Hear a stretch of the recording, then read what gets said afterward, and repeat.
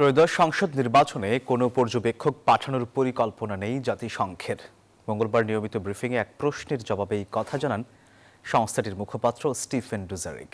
তবে জাতিসংঘের কার্যালয় বাংলাদেশে নির্বাচন সংক্রান্ত কোনো কারিগরি সহায়তা দিচ্ছে কিনা সেই বিষয়ে খোঁজ নেওয়া হবে বলে জানান তিনি।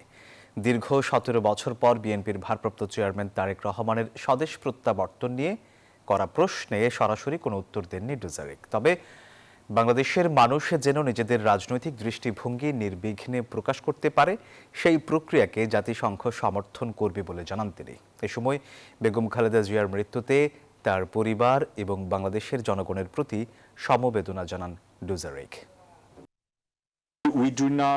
The UN itself doesn't send observers unless there is সাধারণ পরিষদ বা নিরাপত্তা পরিষদের ম্যান্ডেট ছাড়া জাতিসংঘ নিজ উদ্যোগে নির্বাচন পর্যবেক্ষক পাঠায় না।